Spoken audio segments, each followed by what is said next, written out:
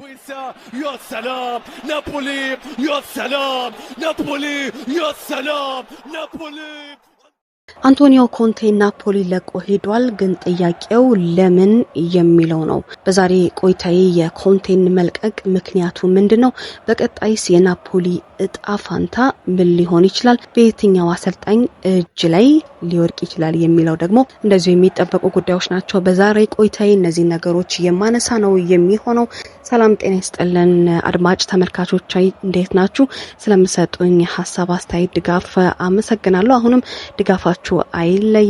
ሼር፣ ላይክ፣ ሰብስክራይብ እንደዚሁም ኮሜንት በማድረግ ሐሳባችሁን ልታጋሩኝ ትችላላችሁ። ምናልባት የናፖሊና የአንቶኒዮ ኮንቴ ጉዳይ ሲጠበቅ የነበረ እንደሆነ ማንሳት ይቻላል። ምክንያቱም በተደጋጋሚ ሲነሳ ነበረ።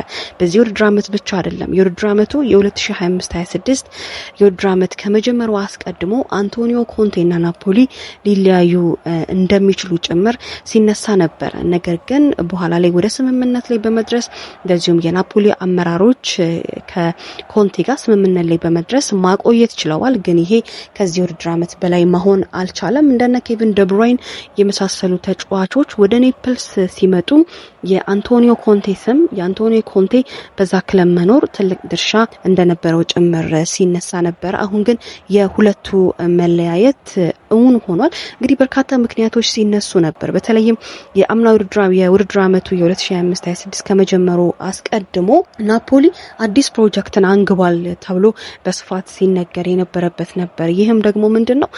ቡድኑ በተለይም ዋንጫ ሲያሳካ ለተከታታይ አመታት በስኬት እንዲቆይ ማድረግ አንዱ ትልቁ አቅጣጫቸው ነበረ ወይም ደግሞ ፕሮጀክታቸው ነበረ። ለዛም የሚሆኑ ተጫዋቾችን ማስፈረም ትልቁ ጉዳያቸው ነበረ። ነገር ግን በዚህ ጉዳይ ላይ ግን ከናፖሊ አመራሮች ጋር አንቶኒዮ ኮንቴ ስለ አለመስማማቱ ጭምር ነው ሲነሳ የነበረው። ልዩነቶች መስፋትም ጭምር ተነስተዋል። ይህንንም በተመለከተ አንቶኒዮ ኮንቴ በዚህ ጉዳይ ተስፋ እንደቆረጡና ከክለቡ ጋር በውድድር ዓመቱ መጨረሻ እንደሚለያዩ ጭምር ለክለቡ ስለማሳወቃቸው እንደዚሁ ከአንድ ወር በፊት አሳውቀዋል የሚለው ነገር ሲነሳ ነበረ። እንግዲህ አሁን እውን ሆኗል። 2 አመት ነው በኔፕልስ በናፖሊ ቤት የቆየው። በዚህ ቆይታው በ2024-25 ሻምፒዮን መሆን ችሏል። ሴሪያውን አሳክቷል።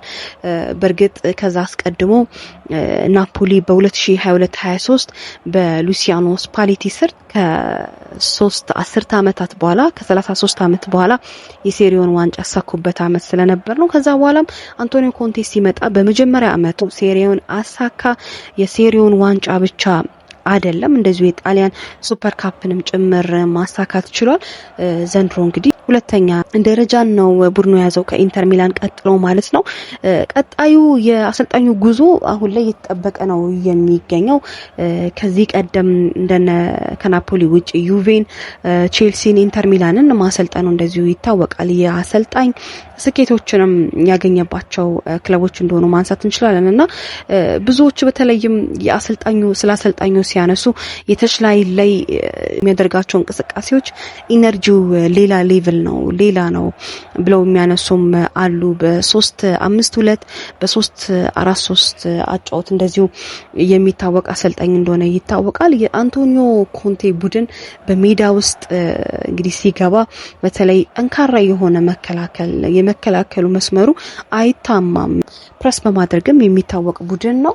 የአንቶኒዮ ኮንቴ ቡድኖች ፈጣን የሆነ የካውንተር አታክ ወይም የመልሶ ማጥቃት ሙከራዎችን ሲያደርጉ ብትመለከቱ ብዙም የሚገርም አይደለም። በተለያየ አጋጣሚ ተጫዋቾች ስላሰልጣኙ ያወራሉ፣ ይጠየቃሉና ከተጫዋች ብዙ የሚጠይቅ አይነት አሰልጣኝ እንደሆነ ተደጋጋሚ ይነሳል። ለማንኛውም ቀጣይ እጣ ፋንታው የት ሊሆን ይችላል ተብሎ በተደጋጋሚ ሲነሳ ነበረ።